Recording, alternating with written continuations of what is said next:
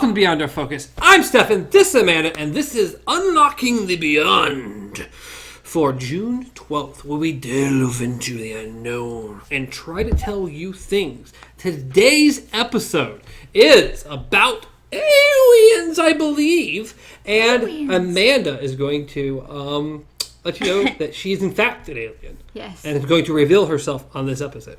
My true voice is coming out today. It is. It really is. It's the alien not being able to hold the human voice anymore. It's getting squeaky. Too bad this is not a possession episode, because that would have worked too. I'm speaking in tongues. Okay, so today we are going over the Fermi paradox. I'm sure I've heard of this. Okay. That just sounds... It is initially the paradox that was brought forth by physicist Enrico Fermi that stated, "Where is everyone?" It's also known as the Great Silence, which is, why haven't we been we've been here for this long, why haven't we been contacted? Because us being here for this long is not a very long time. Yeah. That actually didn't come up. It did not come up, because it's one of the theories I've heard. Maybe I just looked at all the really weird theories that are out there. That over the course of us, we've only been able to send radio waves out for the last couple hundred years, if. And that's really not that long when you look at the expanse of the universe that we know it to be billions of years old. We are literally a fraction of a second in the universe. And we really think that we're important enough in the last 150 years that we should have found things? Anyway. What is this episode about? He's still wondering where is everyone. Anyways, so I decided to compile a couple different answers that were floating around. Well, I have an answer. I just answered it. Yes. I'm done. We're figuring it out. Move on. One of the first ones is, we are the aliens. I mean, to someone else we are, sure, but that's not really an answer. Well, people have brought this up because we have certain traits that aren't really suited for the planet that we live on. So it's like... Well, we breathe oxygen. Planet has oxygen. We require water. Planet has water. Which traits are we referring to? We're not good with large doses of sunlight, which we get all the time. We have... A lot of people suffer from just random chronic back aches. It just seems to be a common trait. Because it has nothing to do about the workforce that we're in. It has nothing to do with it. So we assume it's possible because we're used to a planet with lower gravity. And for some reason, our bodies are more programmed for a 25-hour day instead of a 24-hour day. What does that even mean? Can we have a 10-hour day? I mean, Why would you want a 10-hour day? Maybe I can sleep more. You want a 10-hour day. I'll sleep for one day. 8 of those hours are at work. Sleep. Then work's only 1 hour. Yeah, and I sleep doubt that's for gonna 8 hours, and then I have an hour to make it through. Okay, the next hypothesis is the cosmic zoo. Cosmic zoo. Yes, the cosmic zoo, or the zoo hypothesis, which was brought up in the 1970s. And it was that aliens are purposely hiding from us and just observing us as we would animals at a zoo. Not completely surprising. No. I mean, I could totally see that one totally fit along with anything on the premise of hey, we'll let them know when we think they're ready. Yeah. And the thing is people are like, well, how do we get their attention? And the people are saying, search harder, because nothing's going to get someone's attention. And it was used in an article that I read. So what you're saying is that this is the Men in Black, and we are Tessa Thompson. Yes. Okay. So pretty much the example someone gave was that nothing's going to get an attention like a zebra turning around and just stomping out prime numbers with their hoof. So, yeah. The opposite one of that, though, is called a galactic quarantine. Meaning that... We don't like these people. These people are terrible. Keep them over there. Literally, yes. Oh. They are hiding from us, but in a way that they're literally keeping us away from everything else going on in the universe. Because they think we're not ready for it. They literally think that it would be disruptive to our, culture for them to even get involved at all. So they're like... We're going to let you guys do your thing until we think you're smart enough to join the rest of the world. Again, no, this makes perfect sense. It also fits right alongside. I've been watching a lot of Star Trek Discovery. It's been really good. It's also on CBS, and we've been going to Twilight Zone, so it's there as well. And I've heard good things. I'm about 12 episodes into the first season, and boy, let me tell you, that is a good TV show. But they deal with some of this, like, we're not supposed to contact these people because they're not high enough yet. Yeah. We don't want to interrupt their culture, interrupt things in general, blah blah. Yeah, the thing is that humanity could still progress. It could still move past what it is. But at that point, I mean, humanity has moved so far. We're beyond wanting things. I mean, we just materialize almost anything we want. Along with that is that we are in a Matrix scenario because we are quarantined. That's why we're in a Matrix scenario, because we're quarantined. Yes. They have put us in a Matrix scenario, pretty much. Okay, so now we're getting to some of the bit more odd reasons. Okay? Underground oceans is that we have not seen, heard from, or have been contacted by aliens because aliens are actually civilizations in these underground oceans inside planets, like moons and stuff like that. Because there are apparently large frozen bodies of water or planets or whatever, and they think that it's possible that the aliens are so deep into these oceans they don't even know we exist. We would never find them unless we dove into these places or like cracked under the surface, and they don't give a shit. I find this one harder to believe. Some of the other ones like, yeah, I can see that. Some are like, no, I don't personally see that. The next one is super Earths. Super Earths. Yes, which is pretty much planets that have a mass 10 times bigger than Earth that these aliens live on, and they're pretty much kind of in house arrest. They're pretty much stuck on that planet because it is so much more expensive to try to get off the planet than for us, because the planet, it's 10 times more massive, meaning the space in between is bigger. So it'd be more expensive for them to push through that than... That's just saying they're really far away. We haven't found them yet. That's really... And they haven't found us either, apparently. They haven't left yet. No. Right? No.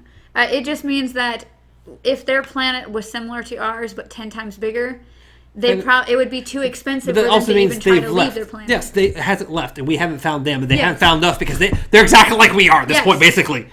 Okay, the next one, of course, is dark energy, which is the energy that's spacing out the planets or the universe currently. And it's just spacing everything further and further apart until one day the stars are not even going to be able to be seen, but that's like... We won't be here. Yeah, that's pretty much it. It's like we're running out of time because the space is getting bigger. Aliens destroyed themselves by doing the same things we're doing. And that fits a little bit along to what I was originally saying. So there's been billions of years. Billions. And they could have lived, existed for a million years, and then died out, got killed themselves, who knows, and gone before we were ever even remotely around. Which the next one didn't evolve fast enough. Like how the planets and stuff change, how our planet has changed and evolved, and instead of adapting like we have through evolution, they couldn't evolve fast enough for their planets and just died out. Which, I mean, truthfully, the only way for our species as humans to continue on living, period, is if we don't find some way to expand into the stars, we're not going to exist either. At some point, there's going to be some cataclysm thing to happen, and it's going to wipe out all life on Earth except what made it through the first few times. And there's nothing we're going to be able to do about it. So if us as a species doesn't figure out how to get to the stars in general, we're not going to exist either. So, probably one of the weirdest ones, not weirdest, but it is that the aliens we are having trouble finding is because we are looking for things that are evolving and stuff like us. Meanwhile, they are so far advanced that they have already become robots or machines, that they have found a way to already integrate their brains into a forever living body. And some of the people are just saying it's because of that we're not finding them because we're looking for living, breathing life instead of machinery. And other people are saying that they are in hibernation. Apparently, the world is going to be cooling down over the millions of years. The universe is going to be cooling down.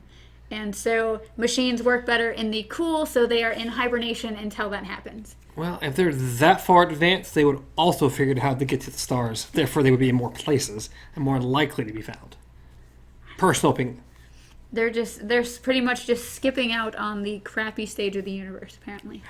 I don't know if I buy that one. So the the second to the last one is that humans have already killed all the aliens, as in we just bowled them over and not even noticed because they were on our planet. Or we don't see aliens because we will kill them.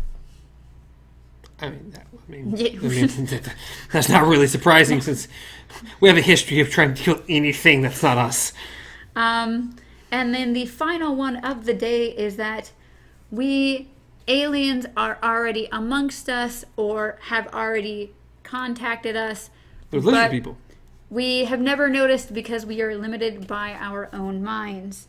I really enjoyed this last note that this guy made on his article. His name... Where is it? I just had it up. There it is. Okay. So the guy's name is Jamie Carter. The article was on the Galactic Zoo. And he ends it with, in short, we're too self-obsessed to even imagine extraterrestrial life, let alone find and communicate with it. And if there's not going to be proof within our lifetimes, we're not much interested in looking. Is there intelligent life out there? Probably, but we'll probably never find it. No, I mean, it's truthfully not really that surprising that we won't come across it in our lifetime, which sucks because I would like to see it. But unfortunately, until we have a way to actually start getting out into the universe, because if by chance they are alive, or not alive, but around close enough to be advanced and like, hey, we're just letting these people do their thing. Once we develop technology to like get into space to a decent amount, that's when they'll show themselves. Yeah. Well, it's also the fact, like, especially with that, is we have so many different views of aliens. We have so many different, like, we laugh at every UFO story. We laugh at every alien encounter, anything like that. So it's no surprise that even though there are people out there doing serious, however you want to call it, research on aliens, that most of the world is just like, oh, that's cool, but, whatever. It's not affecting me at all. It's not, it has nothing to do with my life, so why bother? So it's like, of course, either aliens are like... Well, again, they don't have any reason to bother us. I mean, we're not intruding on them. Once we get to the point where we're going to start interfering with if there is a galactic universe out there that's so vast that somehow we've not seen it, but if it's out there, and once we get able to get out there and start interrupting with that, that's when they definitely make themselves known. Yeah. Mass Effect. We're going to find the mass relays. We're going to jump across the universe. But overall, those are the reasons that are currently floating around for the question of, where is everyone? I'd like to find them. I'd like to see them. It would be interesting. Aliens. And it's just sad because any little shred of evidence, anything, just either gets torn apart or it just becomes complete satire. So it's just like... Well, we won't know for... You said you haven't seen. If you're going to do The Arrival again... Yeah, that one. Yeah, no. You forgot the name of the movie, didn't you? Yeah, I did. Okay. I remember the name of the movie. I just haven't seen it yet. You need to see it. It is I will so get it at the library. Good. I mean, you don't even understand. It is so good. You need to watch it. Anyways, guys. We're going to start reviewing movies just so Amanda can watch things. And so I can see some things, too. Because there's probably some stuff I haven't seen. But there's a lot she hasn't seen. Like Contact The Arrival. Was a good movie. Was it Contact? Yeah. I know I've seen Contact. Which one is it? It's the one with the woman who works at like a satellite station thing, and they're trying to contact it. They get weird signals in, and she thinks it's proof of alien life. And maybe I haven't seen it. I don't know. It's an older movie. I've seen several older movies. That's the thing. I'm not sure which. Maybe not. I don't know. It is what it is. But you need to see The Arrival because that was really, really cool. So really, the very different take on alien life than we normally get from these Hollywood movies, in my opinion. So I think it was super well done. And I'd love to know what your thoughts about it. That was really cool. I mean, I didn't know what the episode was going to be out until she told me finally once we were on the show. So yay for me! But I like this type of stuff. Yay. And I was able to contribute my own little theory that wasn't in her theory. So ha-ha! Bam! But really good. Really cool. It's out there somewhere. Yes. Period. I don't care what anyone says. It's out there somewhere. The galaxies are way too mass and expanse for nothing to have ever evolved on any other planet anywhere. It would make no sense. It would just be, life would be pointless. There would be an empty existence. There's no way we're the only thing to ever evolve anywhere. It's just not possible. But, of course, we also can barely see anything. We're seeing shadows across the universe. We don't know what's going on. And then, of course, you watch Evolution, and it's just funny. I love Evolution. Evolution's fantastic. Giant blue ape men just... I love that movie. And the Sprite guy. The Sprite guy. Oh, God. I don't remember his name. He was in all those Sprite commercials for a long time. You mean open up our... No, there was the 7-Up commercials, I thought. You're right, it's the 7-Up. Make it's not 7, Sprite. Make 7-Up yours. Yours. Yeah. Make 7-Up yours. Make 7-Up. And the back says... Yours. Or make 7-Up yours. Yeah. Or whatever it was. It was great. It was great. There was a lot of... Sprite, you need to get back to do it. Get it in the game! Anyways, I think we're done here. This was good. I enjoyed this episode. Let us know if you enjoyed it down in the comments down below. Throw a like on the video if you enjoyed it at all. If you didn't enjoy it, also throw a like on it just because. Any theories? Please add them. I saw something fall. I don't know. Maybe an alien. Okay. Alien. On my ceiling fan. Perfect. Subscribe to the channel because we'd also really appreciate that. Those numbers just be wonky. And I'd like to see them go up a smidge. Hair. A little bit. But anyway. As always, you can reach me at Stars Untraveled, reach Amanda at KZ Pup, reach the show at Beyond Our Focus, practically anywhere, including YouTube and podcast services around the globe. Any final thoughts? You almost seemed like you had something to say. Forgot to change the set. Companion Cube. It is what it is. Life's hard sometimes. Sets are hard. We're not refilming this. So... Till next time, long days and pleasant nights.